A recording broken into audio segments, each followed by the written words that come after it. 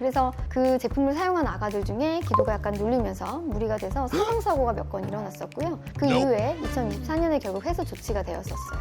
사실 저도 쌍둥이를 키우면서 2022년에 굉장히 잘 썼던 제품이라서 나중에 그 소식을 듣고 굉장히 놀랐던 기억이 있습니다. 이게 편리함에 가려진 위험을 항상 경계해야 한다는 거를 다시 한번 깨닫게 된 계기였어요.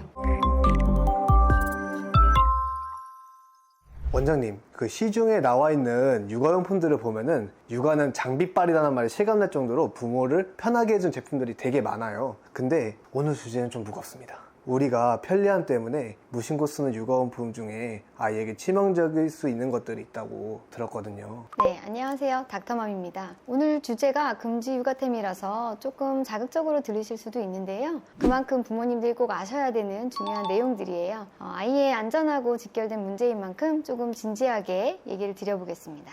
근데 저도 이게 인터넷에서 계속 들어보면서 오늘 이야기가 조금 무섭게 들릴 수 있겠다는 생각이 좀 들 것 같아요.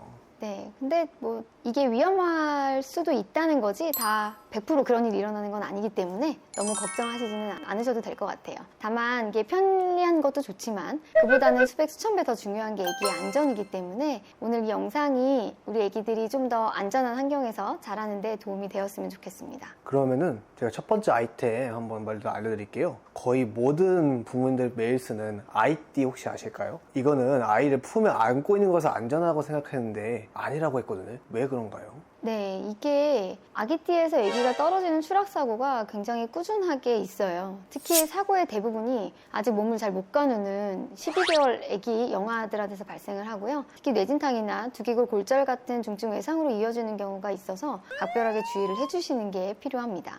너무 무서운 이야기인데요. 아이띠는 어떻게 골라야 하고 어떻게 써야 안전한 건가요, 이게? 아예 쓰지 말라는 얘기가 아니고요. 저도 잘 썼거든요. 6개월 이전에는 아기의 머리하고 허리를 충분히 받쳐줄 수 있는 구조의 아기띠를 사용하시는 게 좋고, 다만 너무 부드러운 주머니 형태의 슬린 경우에는 4개월 이하의 아기에게는 엄마 몸에 너무 붙으면 질식의 위험이 있을 수 있다는 보고도 있어요. 그래서 아기 코와 입이 막히지 않는지 수시로 확인을 하시면서 다니시는 게 좋습니다. 그러면은 아이 다리에 끼워서 앉히는 형태, 그 힙시트 캐리어 이런 거는 어떤가요? 네, 그런 형태는 아기가 아무래도 이렇게 허리를 받치고 앉아야 되기 때문에 목이랑 허리를 스스로 충분하게 가눌 수 있는 힘이 생긴 6개월 이후부터 사용을 하시는 것을 권해드리고 있습니다. 그렇군요. 이번에는 잠자리로 한번 가볼게요. 이게 아이를 더 편하게 예쁘게 잘 자라고 쓰는 수면 용품들 같은 게 있잖아요. 예를 들면 뭐 뒤통수가 납작해질까봐 옆으로 재우는 옆잠 베개 같은 거요. 이런 건 어때요? 네, 그런 제품들이 이제 짱구 베개라 그래서 이제 뒤통수를 이렇게 누를 수 있게 하는 제품들하고요. 또는 옆잠 베개, 애기 옆으로 잘 수 있게 도와주는 그런 베개들이 있어요. 역류 방지 쿠션처럼 각도가 있는 수면 용품들이거든요. 근데 이런 용품들이 사용하기에는 편할 수 있는데 각도 때문에 영아 돌연사 증후군 위험 요인을 높인다고 되어 있습니다. 영아 돌연사 증후군이요? 네네. 이게 건강해 보이던 1세 미만 아기가 수면 중에 갑자기 사망하는 거를 말하는데요. 우리나라에서도 10,000명당 한 3명 정도의 아이가 이 증후군으로 사망을 해요. 여러 가지 위험 요인이 있지만 1세 미만의 아기는 아무것도 없는 평평하고 단단한 바닥에 똑바로 눕혀서 재우는 게 가장 안전하다는 게 전 세계 전문가들의 공통적인 의견입니다. 그럼 듣고 보니 한때 국민템으로 불리던 유아용근에도 비슷한 위험이 있겠네요. 네네, 맞아요. 그 제품 역시 아기가 비스듬하게 눕게 되어 있거든요. 우리나라에서는 특별한 사실 기준이 없는데 미국에서는 그 각도가 10도 이하인 것만 사실 허가가 되어 있어요. 그래서 그 제품을 사용한 아가들 중에 기도가 약간 눌리면서 무리가 돼서 사망사고가 몇 건 일어났었고요. 그 이후에 2024년에 결국 회수 조치가 되었었어요.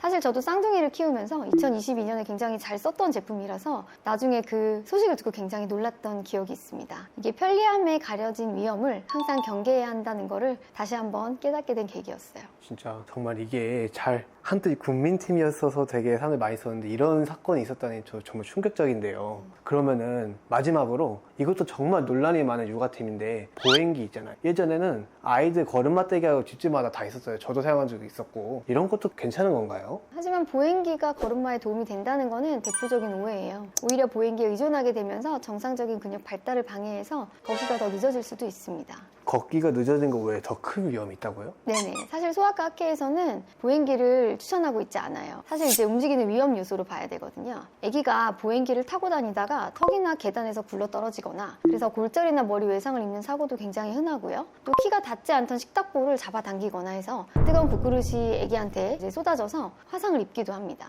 높은 곳에 있는 약을 보행기를 탈 수 있어서 건드릴 수 있어서 그걸 먹게 되는 사고의 위험도 종종 있습니다.